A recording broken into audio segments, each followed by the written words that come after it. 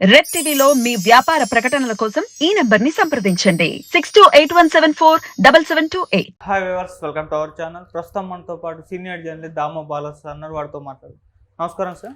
నమస్తే సార్, సునీతారెడ్డి గారు జగన్ గారి పైన పోటీ చేయబోతున్నట్టు తెలుస్తుంది సార్. మొన్న ఢిల్లీలో కూడా ప్రెస్ మీట్ పెట్టడం చూసాం. వివేక హత్య కేసుకు సంబంధించి కొన్ని సంచలన విషయాలు ఆమె చెప్పడం చూసాం. మరి ఇప్పుడు జగన్ గారి పైన పోటీ చేస్తే ఎలా ఉంటుంది సార్?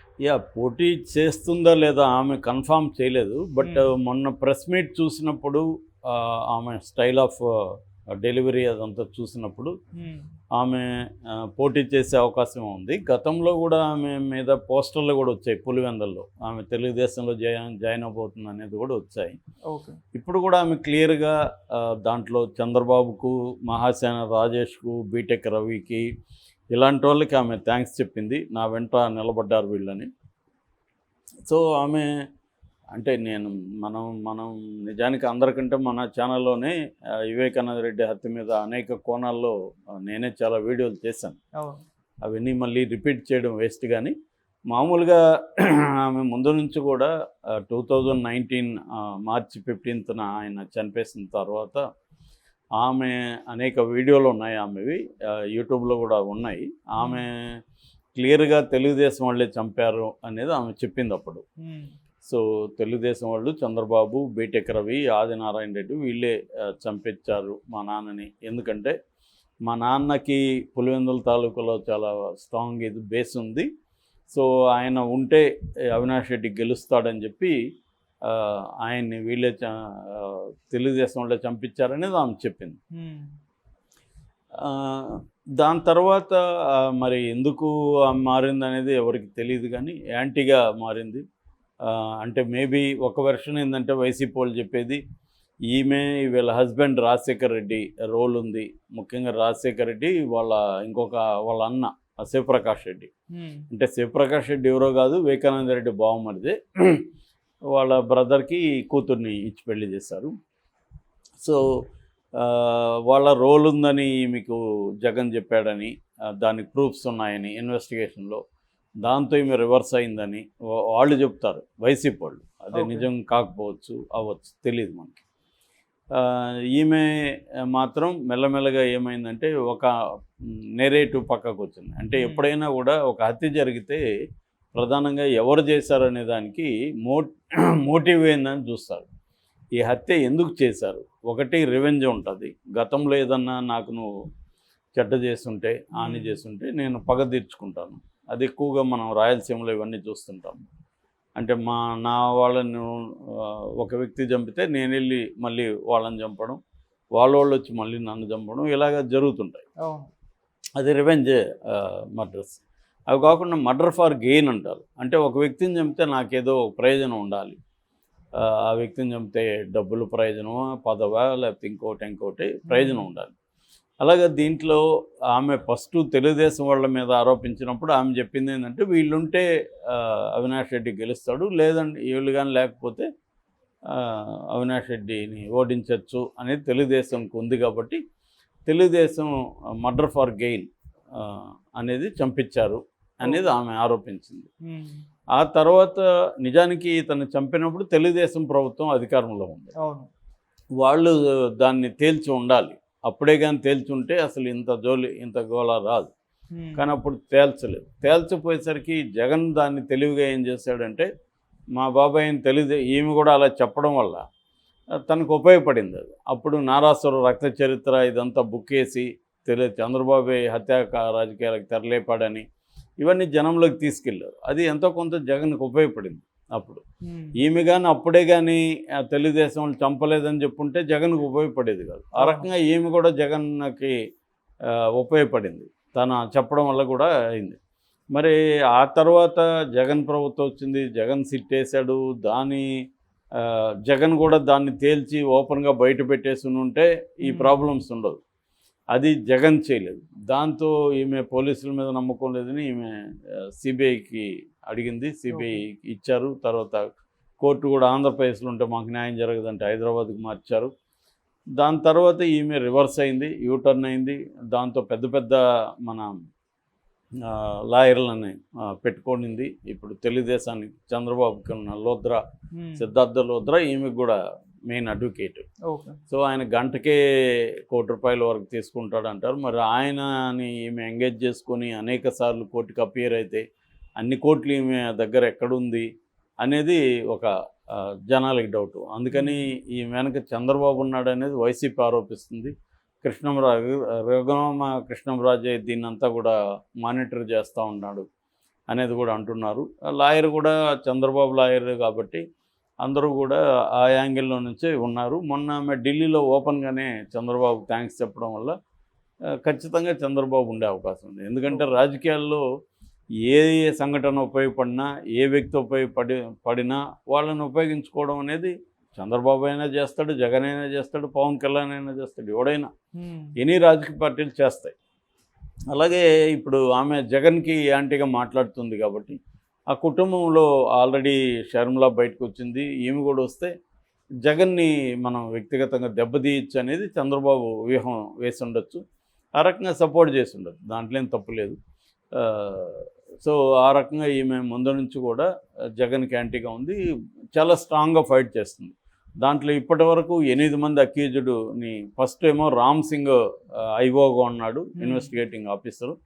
ఆ రామ్ సింగ్ చాలామందిని ముద్దాయిల్ని కొట్టాడని, అతను అప్రూవర్గా మారమని హింస పెట్టాడని, నెంబర్ 1గా ఉన్న Erra Gangi Reddy accused number 1, accused number 2గా ఉన్న సునీల్ యాదవ్, 3గా ఉన్న ఉమాశంకర్ రెడ్డి, 4గా ఉన్న దేవిరెడ్డి శివశంకర్ రెడ్డి.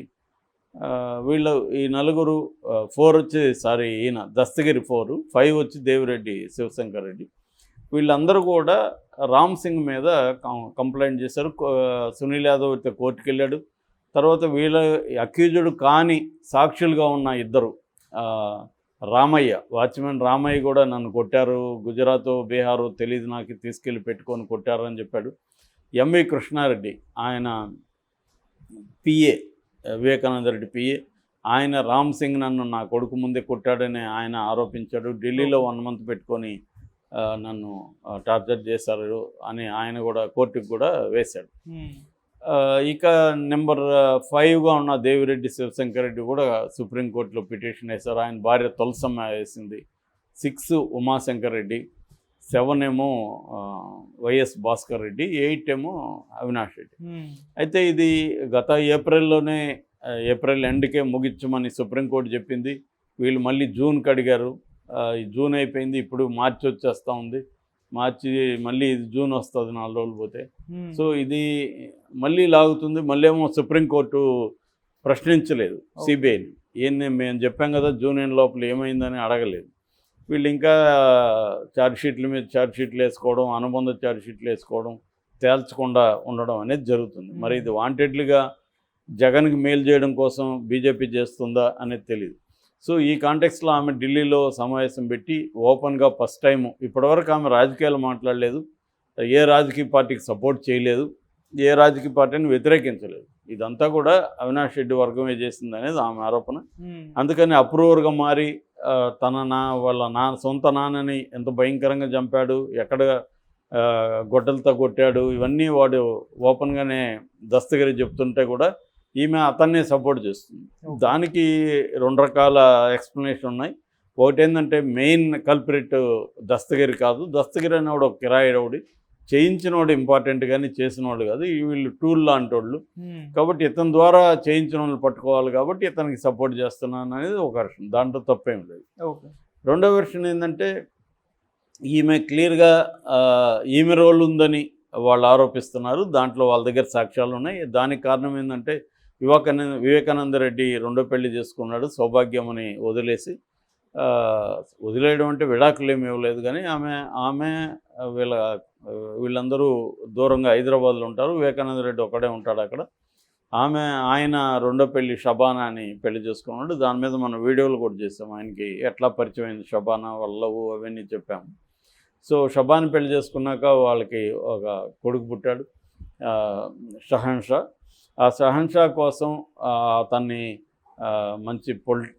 అతనికి మంచి భవిష్యత్తు ఇవ్వాలని అతని పేరుతో కొన్ని ఆస్తులు రాయించాడని, వీల్నామా రాశాడని, ఆ డాక్యుమెంట్స్ తర్వాత రౌండ్ సీలు దీన్ని తీసుకురమ్మని నర్రెడ్డి రాజశేఖర్ రెడ్డి ఈ టీమును పంపించాడని, ఈ టీము ఆల్రెడీ ఎర్రగంగిరెడ్డికి ఆయనతో ఇష్యూస్ ఉన్నాయి, ఎందుకంటే బెంగళూరులో ఒక పంచాయతీ చేశారని ఆ సమస్యలు ఉన్నాయి. ఓకే. అట్లాగే సునీల్ యాదవ్కి ఇష్యూస్ ఉన్నాయి. సునీల్ యాదవ్ వాళ్ళ మదర్ తో ఈయన మిస్బిహేవ్ చేశాడని. తర్వాత ఉమాశంకర్ రెడ్డి అక్యూజన్ నెంబర్ 3 వాళ్ళ భార్యతో మిస్బిహేవ్ చేసిన ఆయనకు ఉన్నాయి. ఇక అక్యూజన్ నెంబర్ 4 దస్తగిరి డ్రైవర్గా ఉండి అప్పుడు ఈయన దస్తగిరిని బాగా మందలించడం, అట్లాంటి ఉద్యోగం తీసేయడం, దానివల్ల అతనికి ఇబ్బందులు ఉన్నాయని. ఇలాగా వీళ్ళు నలుగురు కలిసి ఇంకొక అతన్ని కూడా తోడు తీసుకొని ఈ నలుగురే చేసిందైతే నలుగురు. ఉమాశంకర్ రెడ్డి కూడా మళ్ళీ గజ్జల ఉమాశంకర్ రెడ్డి ముందుగానే అతనికి తెలిసిపోయింది హత్య, ఆ టైంలో ఎక్కువ బయట తిరుగుతూ ఉన్నాడు, ఇవన్నీ చెప్పారు. కానీ నలుగురు అయితే హత్యలో పాల్గొన్నారు.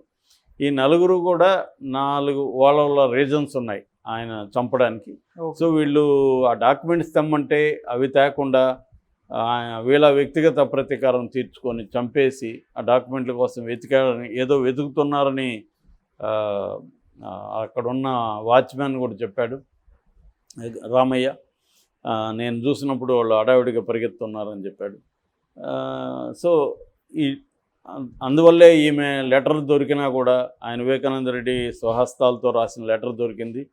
ఆ లెటర్ దొరికిన ఎంఈ కృష్ణారెడ్డి రాజశేఖర రెడ్డికి ఫోన్ చేసినప్పుడు ఆ లెటర్ని మేము వచ్చేవరకు ఆపండి, పోలీసులకు ఇవ్వద్దని క్లియర్గా చెప్పారు. వాళ్ళు వచ్చేవరకు లెటర్ కానీ సెల్ ఫోన్ కానీ ఎందుకు పోలీసులకు ఇవ్వలేదు. అట్లాగే ఈయన ఆ శవాన్ని అంతా కూడా వీడియో తీశాడు, ఫోటోలు తీసి వాళ్ళకి పంపించాడు. క్లియర్గా ఇది హత్య అని తెలుస్తుంది, బ్లడ్ ఇదంతా. వీళ్ళు కూడా డౌట్ ఎక్స్ప్రెస్ చేశారు. అప్పుడు ఎందుకు కూతురు కానీ అల్లుడు కానీ పోలీసులకు ఫోన్ చేసి ఇది హత్య అనే డౌట్ వస్తుంది, ఫోటోలు మీరు కూడా చూడండి, ఈ యాంగిల్లో కూడా విచారించండి అని పోలీసులకు ఎందుకు చెప్పలేదు, ఈ లెటర్ కూడా అప్పుడే ఎందుకు హ్యాండ్ ఓవర్ చేయలేదు, ఇవన్నీ ఆమె మీద కూడా డౌట్లు ఉన్నాయి. ఓకే. సో వీటి నుంచే ఆమె బయటపడడం కోసం మరి జగన్ మీద పెడుతుందా అనేది క్లియర్గా తెలీదు. ఏదేమైనా త్వరగా అయితే తేల్చాలి, త్వరగా తేల్చట్లేదు. సో ఇప్పుడు ఆమె జగన్కి ఓటేయద్దండి, వైసీపీని ఓడించండి ఒక పొలిటికల్ పిలుపు అయితే ఇచ్చింది, ఇప్పటివరకు ఇవ్వలేదు. ఆమె ఎందుకు ఇచ్చింది, కోర్టులో న్యాయం జరగలేదు కాబట్టి జగన్ ఓడించమని చెప్తుందా, జగన్ చేశాడని కూడా ఆమె ఆరోపించలేదు, డైరెక్ట్గా ఓపెన్గా చెప్పలేదు.